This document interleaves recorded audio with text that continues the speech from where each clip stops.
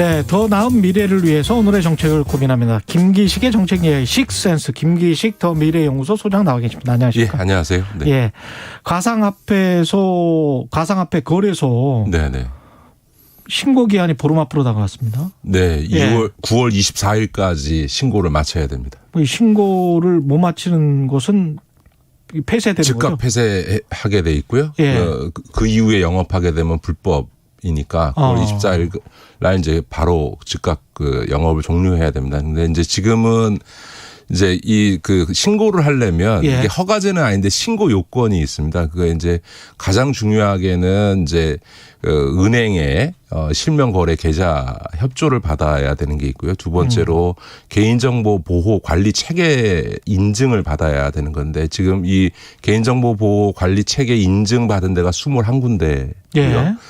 근데 그 중에서 은행으로부터 실명 확인 계좌를 받은 데는 업비트, 빗썸 등 하여간에 네 군데밖에 안 되기 때문에 네 군데. 결론적으로 말씀드리면 아마 9월 24일 날 그 이른바 4대 거래소 이외 나머지는 다 폐쇄될 가능성이 거의 확실해 보인다. 나머지 거래소들은 다 영업을 못 하게 되는 거죠. 몇 개나 될까요? 한 100개 될까요? 공식적으로는 60여 곳이라고 하는데 사실은 일각에서는 200개 가까이 된다 이런 얘기를 하는 건데 어쨌든 거기서 거래되고 있는 거래를 하는 것은 그 거래소를 운영하는 건 다 불법이 되는 거죠. 그러면 기존의 거래를 아직도 하고 있는 사람들이 많습니까? 그 액수랄지. 물론 이제 지금 4대 그 거래소가 압도적 비중을 차지하고 그렇죠. 있으나 이제 그런 중소 거래소를 이용하고 계신 분들이 있고 또 그런 중소 거래소일수록 사실은 비트코인이나 이더리움처럼 이제 알려져 있는 그 이른바 가상화폐보다는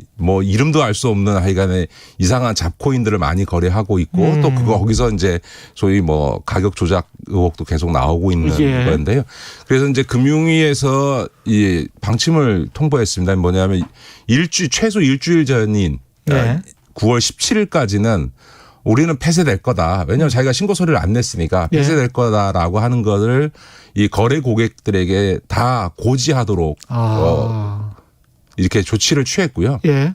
그 일주일 사이에 우리 곧 일주일 뒤에 문 닫을 거다라고 고지함으로써 거기에 있는 이제 자산들, 현금들을 인출할 수 있도록 하는 조치를 취했고 또 하나는 영업은 종료가 됩니다만 9월 24일 날 그 뒤로부터 한 달 동안은 그러니까 인출할 수 있는 그걸 인출을 할 수 있도록 협조하도록 그렇게 이제 그 기관들, 중개소들의 거래소들에게 이제 지침을 준 거죠. 대부분의 사람들은 돈을 뺐겠군요. 이런 곳에서는. 예. 그런데 대부분 상식적이고 합리적이면 당연히 이제 빼야 되는 게 맞고 또 뺐겠죠. 근데 이제 꼭 이럴 때일수록 혹시 마지막 쫓는 심정으로 하시는 분들이 마지막 계세요. 대박이 있을까? 왜냐하면 그 거래소에서만 거래되는 가상화폐를 사신 분들이 계시거든요. 거기에 대한 집착. 예. 그래서 그런지 가상화폐 거래소 9곳이 긴급 성명을 내고 한시적으로 좀 영업을 하게 해달라. 네. 이거는 뭔가요? 그건 그 금융위원회 위원장 고승범 신임위원장도 이 기간을 연장하거나 예외를 인정하는 거는 일절 없다라고 명확히 했고요. 그거는 그렇게 해야죠. 그러지 않으면 이제 너도 나도 다 그렇게 해달라 이럴 수 있으니까. 계속 예외를 허용하면 안 되죠. 그래서 더군다나 이게 갑자기 시행하는 게 아니고 법은 1년 6개월 전에 제정이 됐고요.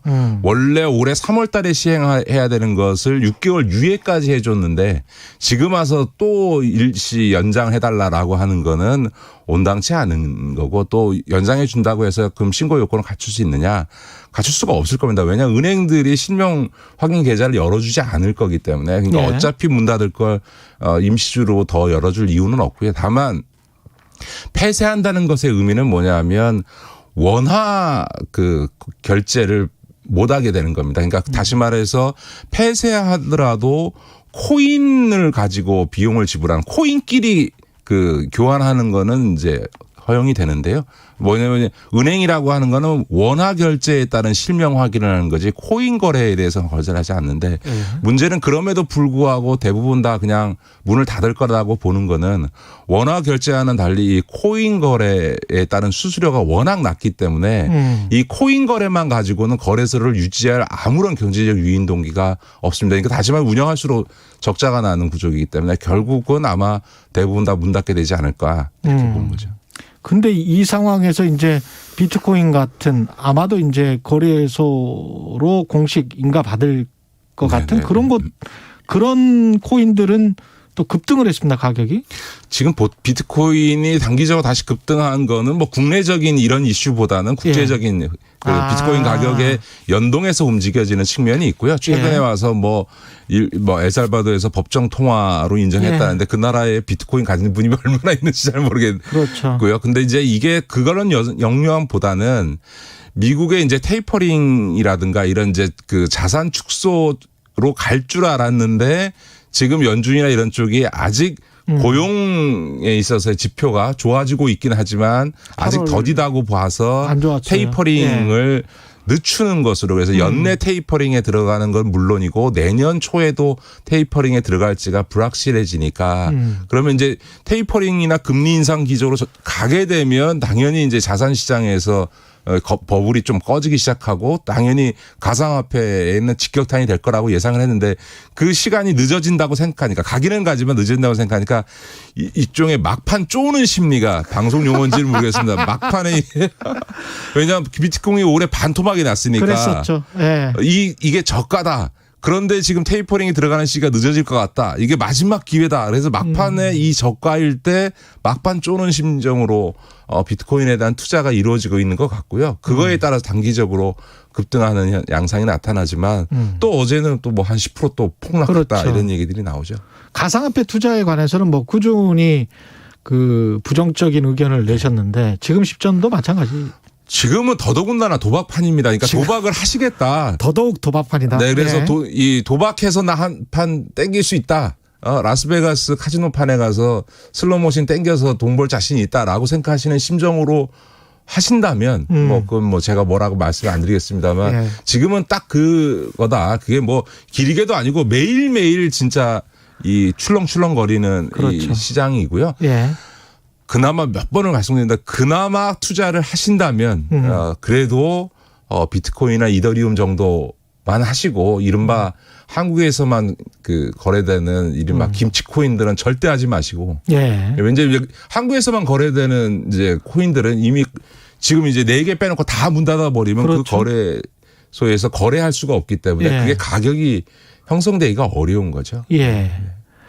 그리고 부정청탁금지법 관련해 가지고 이제 상인들도 별로 안 좋고 뭐 그런 상황인데 그 김영란법에 올해 설에는 20만 원이었단 말이죠. 근데 이거를 원래 규정대로 이제 10만 원으로 원래 낮춰야 되니까 10만 원이었으니까. 근데 법 개정이 필요하다. 총리가 그런 이야기를 했단 말이죠. 어떻게 보세요, 이거는? 이 청탁금지법, 이른바 김영란법이라고 하는 청탁금지법 제정 과정에 제가 뭐 깊숙이 관여를 했었기 때문에 이제 소위 이제 선물이라든가 식사의 가액을 어떻게 할 거냐. 지금 이제 식사나 이런 것들은 지금 5만 원으로 제한이 돼 있고 선물이 10만 원으로 지금 이제 제한이 되는데 이것 때도 논란이 많았습니다. 물론 당연히 기준은 정해야 되고요. 근데 이제 외국의 사례들도 많이 검토를 했습니다. 근데 그때도 저도 그런 얘기 했는데 아니 외국에서 명절이라고 명절 선물을 돌리는 나라는 미국 같은 데는 없지 않냐. 근데 이제 이게 제도가 목적하는 바 취지로 놓고 볼 때 뭐 물론 앞으로는 더 엄격하게 하더라도 적어도 이게 국민적 수용성을 가지려면 이게 추석이나 설과 같은 명절에 대해서는 좀 숨통을 켜주면서 가는 게 이 제도에 대한 청탁금지법 제정 이후에 제도에 대한 수용성이 높아질 수 있다 이런 얘기를 했습니다만 오히려 그때는 권익위가 굉장히 왜냐하면 그거 높였다가 언론으로부터 지탄받으면 괜히 자기들은 피곤하니까 그냥 원한 고수를 해서 지금 현재 제도가 만들어진 건데요.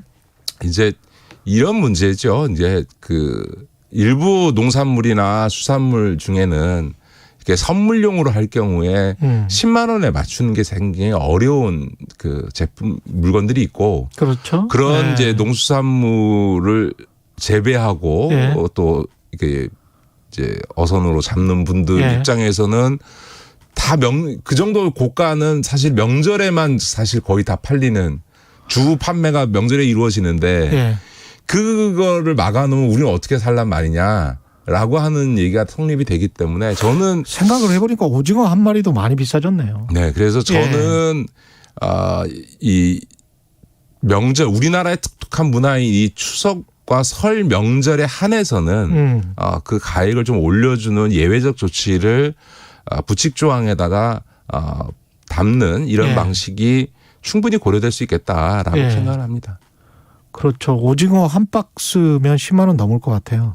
지금 갑자기 생각을 해보니까. 예. 그런 정도는 할 수 있을 수도 있어야 될 것 같습니다. 워낙 또 경기에 민감하고 뭐 이러니까요. 예. 그러니까 이제 우리 청취자들이나 국민들께서도 아마 이제 사실 이게 약간 고양이 목에 방울달기 같은 겁니다. 예. 그러니까 사실 이 필요성은 정치권이나 언론에서도 대부분 다 이해하고 있고 또 저처럼 이제 시민운동 하면서 이 법 제정을 요구해 왔던 사람들이나 전문가들도 예외적으로 한시적으로 그 추석 설 명절에 농수산물에 한해서만 예외적으로 일시에 딱 2번 이렇게 네. 좀 금액 한도를 좀 풀어주는 거는 뭐 유연하게 고려할 수 있다라는 얘기를 하는데도 불구하고 대부분 80, 90% 국민들도 수용하더라도 누군가가 그게 말이 되냐라고 한마디 하면 아니 뭐 그건 꼭 뭐 이렇게 되지 않습니까? 그러니까 누구도 일종의 소위 그 부담과 욕 먹기 싫은 그러네요. 그래 이제 상황이. 고양이 목에 망울 달기 같은 이슈가 된 거죠. 네, 현실적인 논의는 근데 하긴 해야 될 것 같아요. 예. 네. 이게 매번 추석 설마다 지금 반복되고 있는 거여서 그렇다면 정치권에서는 결자 해지해야 되지 않을까 이렇게 생각합니다. 그 전세대출 관련해서 그 서민들 전세대출까지 규제하는 거 아니냐. 금융당국이 이제 대출 규제를 하니까 그런 어떤 우려 목소리는 계속 나오고 있는데 조금 나눠서 봐야 될 것 같습니다. 정부 당국이 갖고 있는 어떤 이 그 대출에 대한 정책 기조를 잡아가는 것과 실제 대출을 하는 민간 은행들의 어떤 대출 심사 강화는 좀 달리 연관되지만 달리 봐야 되는 필요가 있습니다. 왜냐하면 정부 차원에서는 지금 이제 우리가 하느니 이제 금리를 기준금리를 인상했고 그 0.25% 올린 거에 따라서 지금 각종 대출 금리가 지금 그거보다 훨씬 더 많이 올라가고 있죠. 왜냐하면 시중에서의 금리는 앞으로 금리가 올라갈 걸 예상하고 그 더 올리게 돼 있습니다. 왜냐하면 아니 3개월 뒤에 금리를 또 올리게 되면 그때 가서 그 이전에 미리 팔은 상품을 그때 가서 변경할 수가 없거든요. 한번 판매할 때 그 금리가 결정되기 때문에 그러니까 앞으로 계속 올라갈 거다라고 생각하면 1년 뒤, 2년 뒤, 3년 뒤에 금리를 예상하고 대출 금리를 정하게 돼 있기 때문에 기준금리 상승폭보다 늘 시중금리 상승폭 훨씬 더 크게 나타나게 돼 있는 건데요. 이렇게 될 경우에 가볍게 부채 문제가 터질 가능성이 굉장히 높고 그러다 보니 금융당국 입장에서는 이 대출을 총량적으로는 규제하거나 억제하려고 하는 노력을 할 수밖에 없습니다. 지금 문재인 정부 들어서 300조 원 넘는 가계부채가 증가했고 그것이 주로 주담대를 통해서 이루어진 것이기 때문에 이대로 가다가는 잘못하면 이제 일종의 가계부채 문제로 인한 이 금융상의 심각한 문제가 발생할 수 있으니까 총량 규제하는 건 맞고요. 그러나 그럼에도 불구하고 개별 은행들의 처지는 조금씩 다릅니다. 그러니까 예를 들어서 농협처럼 이런 주담대 많이 했던 데들은 지금 이미 각 기관별 이제 적정 가이드라인을 넘어서고 있기 때문에 일부 금융기관들은 금융위의 그런 방침에 따라서 대출 규제를 세게 들어오는 경우도 있지만 아직도 여유가 있는 대형 은행, 뭐 예를 들어 하나은행이나 국민은행이나 신한은행 같은 데들은 여전히 이 뭐 주택이든 신용이든 전세자금 대출과 관련해서 룸이 충분히 있기 때문에 저는 최근에 언론에 좀 일부 이런 경향들이 있는데 일부 나타나는 그 케이스를 가지고 너무 침소봉대하는 경향이 좀 꼭 그래요. 예. 있다라고 하는 거고요.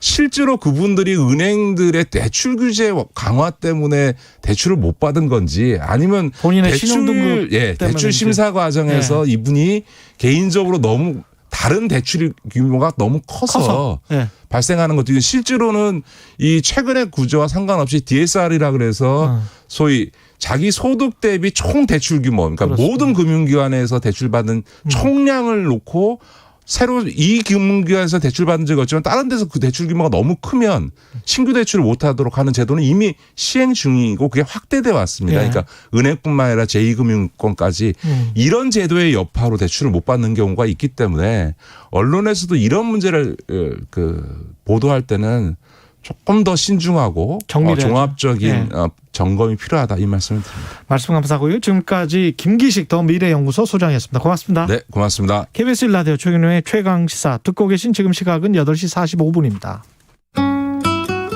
이 시각 출근길 교통정보입니다. 출근 정체